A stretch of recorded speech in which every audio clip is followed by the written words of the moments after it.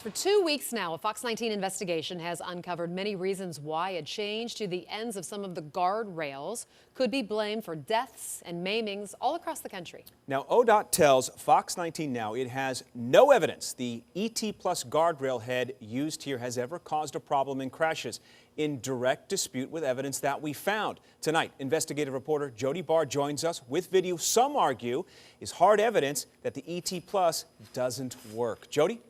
Well, Scott, the FHWA said last week they've ordered the guardrail maker to conduct brand new crash tests. The lawyers who sued Trinity Industries say the heads were already crash tested, and video we're about to show you proves the ET Plus isn't safe.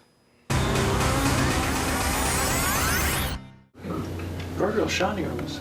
Stephen Lawrence was one of the lawyers who worked to prove Trinity Industries committed fraud by changing these guardrail heads, never telling federal regulators about it. The fraud, Lawrence argued, allowed state DOTs to be duped, never knowing they were putting out guardrail ends that were not approved. Lawrence told Fox 19 Trinity conducted at least 6 separate crash tests between 2005 and 2006 of the modified ET Plus head.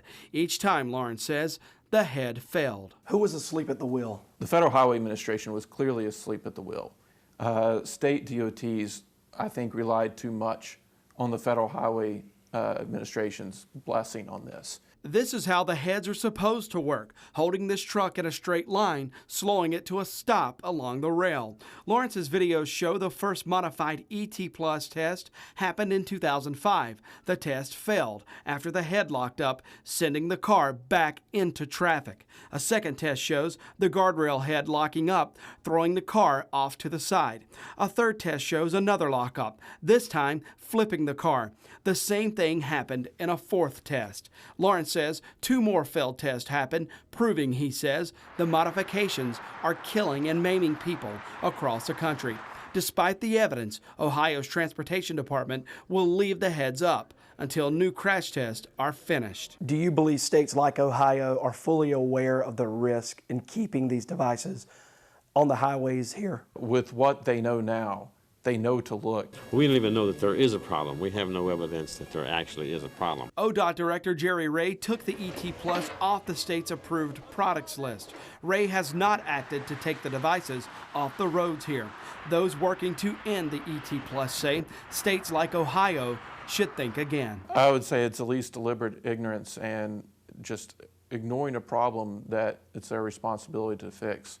For them to continue past this point, if they continue on this path, they are basically endorsing a company who is putting a product out there that they know will kill and maim people. Now, Virginia's wasted no time in dealing with the ET Plus. VDOT's in the process right now of removing every single one. The feds ordered new crash tests of the modified ET Plus.